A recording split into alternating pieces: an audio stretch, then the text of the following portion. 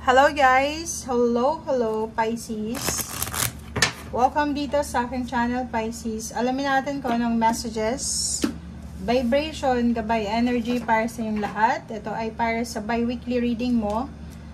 Ito ay simula December 16 hanggang 31, 2023. So, kalahati.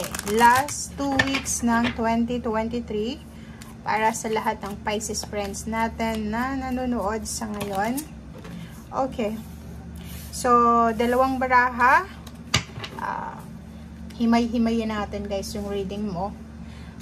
Para makita natin kung ano yung mga messages.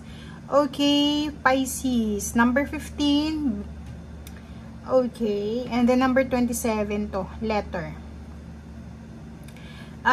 Unahin natin itong letter na to. So, posibleng ang letter na to is surprise letter. Pwedeng from December 16 hanggang 31, 2023, makakatanggap ka ng isang surprise letter, surprise message from a place remote. So, pwedeng galing ito sa malayong lugar. So, kung ikaw ay nasa ibang bansa, pwedeng ito ay manggaling sa probinsya.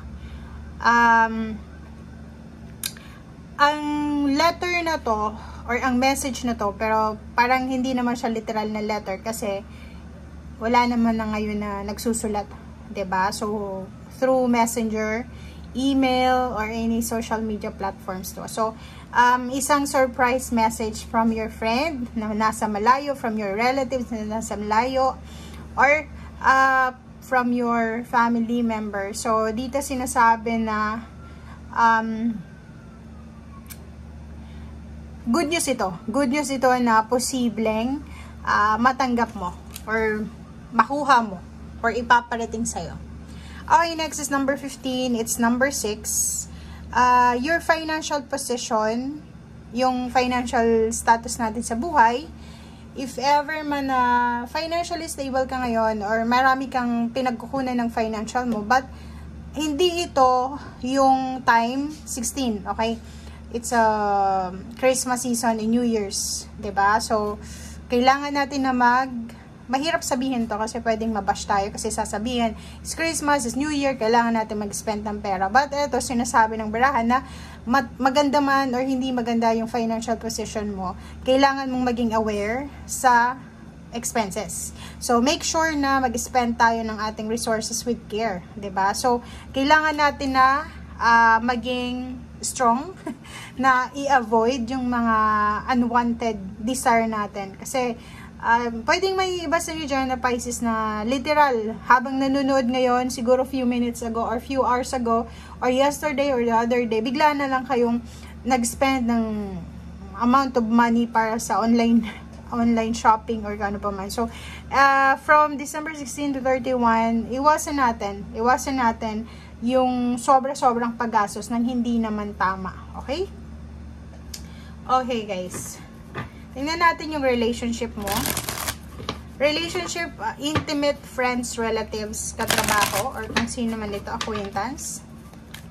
Pisces.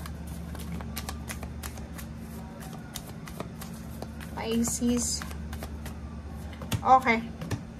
So, number 7, 7 of Swords. Relationship to guys ha. And 3 of Cups. Ang gaganda ng baraha mo And meron ka ditong Chariot. Wow, Magician. So, sinasabi ng baraha mo dito, unahin natin ito guys na The Hermit. So, if ever man na maraming gumugulo sa buhay mo, literal relationship to family, friends, or kung sino man sila sa buhay mo, na parang ginugulo yung peace of mind mo. So, dito sa The Hermit card, from December 16 to 31, make sure na pag-isipan natin ang bawat salita na lalabas sa ating bibig. Okay? So, make sure na same din dito guys, sa barahang to, na hindi lang tayo dapat maging aware sa finances natin. Make sure na maging aware din tayo sa mga words na lumalabas sa ating bibig.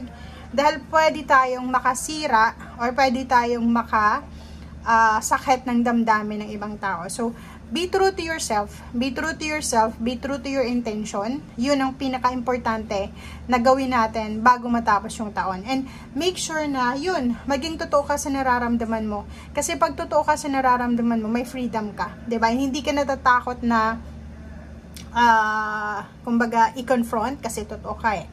Okay, and meron ka ditong King of Cups, empowerment through emotion. So, kontrolado mo yung emotion mo. Or kung hindi mo man kontrolado yung emotion mo, make sure na kontrolin natin. Emotion, money, Pisces, kailangan mong kontrolin ito. So, if ever man na dati ay sobra kang generous, like bigay ka ng bigay, todo bigay, this last 2 weeks ng December, ilaan mo yung energy mo, yung resources mo, yung strength mo sa susunod na mga taon. So, like for example, if hindi ka naman financially stable and obligasyon mo na magbigay ng regalo, mag-celebrate, syempre Christmas and New Year, pwede tayong makapag-celebrate in a moderate way lang. So, yung tama lang. Okay? So, dito, sinasabi ng barahan na may posibleng travel. May travel na gagawin yung iba sa inyo dyan.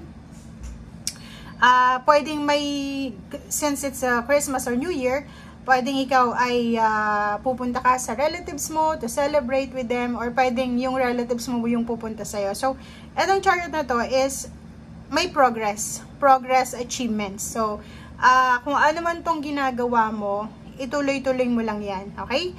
Magician, sinasabi ng Magician card na to na maraming magical na pangyayari. Maraming happenings ang pwedeng mangyari.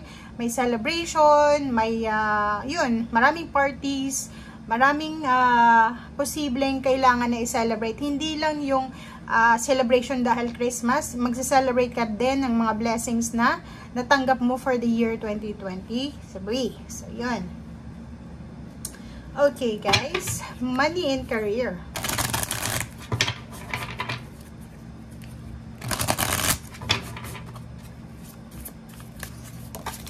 Okay. Wow, money and career. Mag-iingat tayo.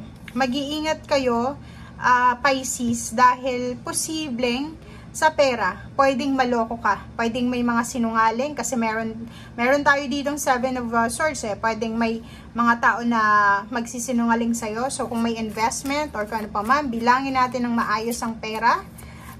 Kung ikaw ay magbabayad ng bills, make sure na bilangin natin. So, Angel of Strength, maging strong ka this 15 days na to na ipaglaban kung halimbawa na ikaw ay dehado dahil sa naloko ka sa pera or kung ano pa man. So, if ever na alam mo na may nanluloko sa'yo sa salapi, make sure na i-pinpoint mo to or pwedeng i-voice out mo. Kasi, Angel of Strength, instead na hinayang ka or pwedeng ang tag dito, mag-alala. Kasi mayroong iba sa inyo dyan, Pisces, na like, alam nyo na niloloko kayo, in-scam kayo sa pera. Tapos, ayaw nyong makasama eh. Kasi, mahilig kayo mag-people please.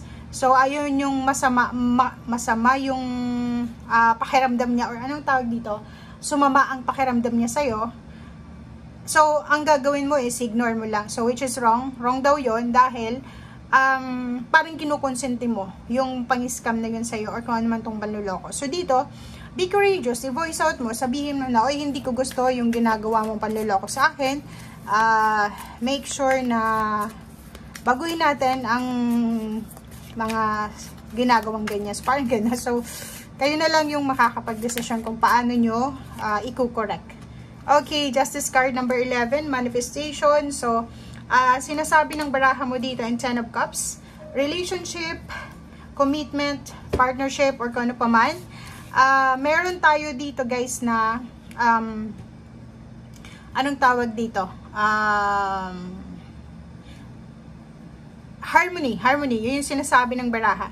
So, parang matutupad or makukuha mo yung emotional completion, so achievement. So, for example, may mga issues sa family nyo, like kayo ayun, same din dito, na scam, yung family nyo ay naloko sa financial, sa lupa, sa bahay, inheritance. Huwag kayong mag-alala.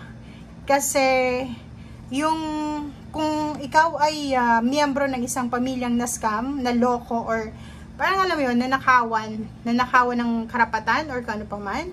Huwag kayong mag-alala kasi this 15 days na to, focus sa inyo yung universe ng ating Panginoon.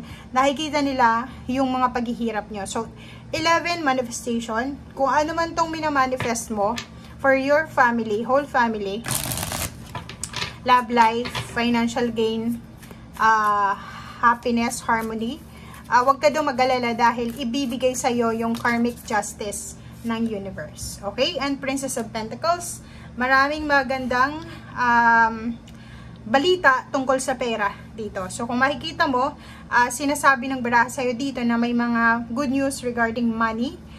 And eto, diba, dalawa siya. So, it's information, confirmation regarding money. Kung may naghihintay sa inyo ng pera, or parang naghihintay ng mga bayad sa utang, sahod, or kano pa man, bonuses, pwedeng matanggap mo yan. Mag-iingat ka sa isang tao na yun, bala kanyang lukohin sa financial. And 7 of Pentacles and Prince of Wands, sinasabi ng baraha sa'yo dito na yun, may mga news, good news regarding work, regarding money, or any kinds ng mga resources na pwede mong mapagkukunan ng financial mo. Okay? So, yan guys ang sinasabi ng baraha. Maraming salamat sa panonood and I hope na ma-enjoy nyo yung last 2 weeks ng December 2023. Thank you. Bye!